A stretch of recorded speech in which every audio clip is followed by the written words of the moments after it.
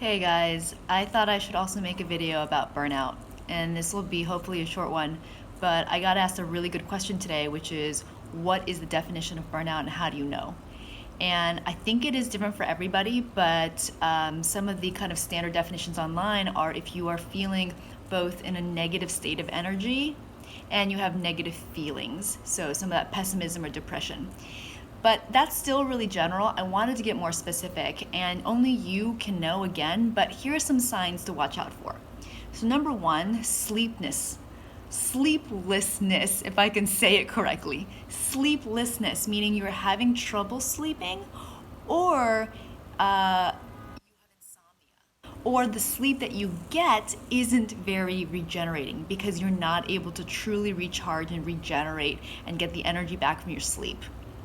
Two, frequent illness. And this was happening to me a lot. I don't actually get sick that often, but when I was burning out, I was getting sick maybe once every month or 2 months. And it would be the cold or the flu or some weird stomach flu because your body will manifest its low energy. Your immune system will respond. So if you're constantly catching on to viruses and your immune system isn't able to fight it off because it's been completely depleted, then that is potentially a sign.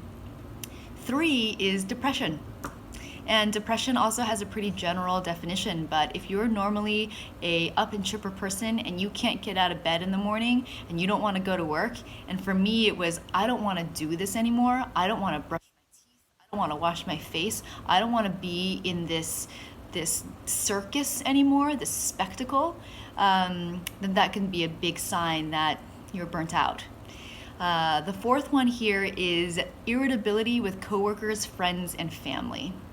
So when you are low on patience and you have no emotional energy for anybody else and you're showing that to people, I'm actually a really nice person, but I had a coworker start working with us on our team when I was burning out, and he was really scared of me. He would go to somebody and say, hey, how is it working with Amy? Because she's really mean and she scares me. And what had happened was I had just lost all patience with him. I didn't have the time I felt to explain things to him or to train him or to bring him on board. And so I showed him a side of myself which is not me at all, this irritability. And I was quick to snap because your emotional reserves are just low and depleted. The fifth sign is working hard and feeling drained without signs of higher production. So I think many of us have probably felt this, not even when we're burning out, but just when we've just been working for so many hours and the returns are becoming diminishing. We're not getting as much productivity as we needed as when we started working. We had a lot of energy, but this is over a long period of time, and the drained feeling just kind of never goes away. You wake up, you've slept, you've had a meal, but even then you just feel like, "Ah, I can't," and your production is not there. The seventh one is general lack of interest, feeling of apathy.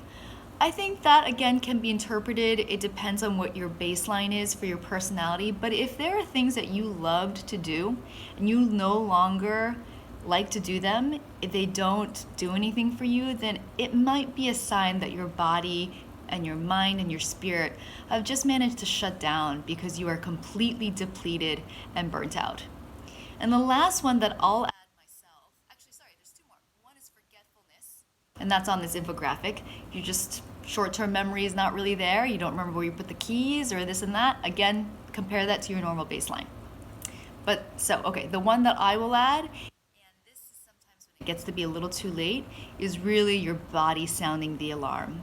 If it's not just getting frequent illness, but like think about weird things that might come up and grow on you, or sometimes I've had friends who have reported kind of a cyst growing or coming back. I had a tiny cyst grow on my vocal fold here. It's not a genetic thing, it's not a chronic thing in my family. There's no real reason for this illness. I didn't suffer a vocal fold injury, but the body will just start to take those stress signals, make them psychosomatic, and put them somewhere in your body. Digestion is also a huge thing. If you have IBS or if you're having trouble getting the nourishment out of your foods, that could be a sign that you're just in a high stress response all the time. And unfortunately, when that keeps going, you might also end up with spontaneous infections or more serious things. So I'm really hoping that if you guys find that some of these are applicable to you and that you're feeling them and you're worried that you might be burning out, please stop and give yourself the time and the space to fully replenish and try to heal and make a recovery. And I have some ideas for you there in the self-care video, and hopefully I'll be able to share some more in the coming days. You can absolutely Google this stuff and find what works for you, but the number one thing is to try to get your energy back, because the further you go down the burnout route without addressing it, the harder it is to get back, and severe burnout can be devastating. And I know that from personal experience. So I hope that's helpful. I hope every one of you is working smarter, not harder. Sorry for the cliche. And I do hope that you are becoming aware of your own needs, taking care of them, and avoiding burnout.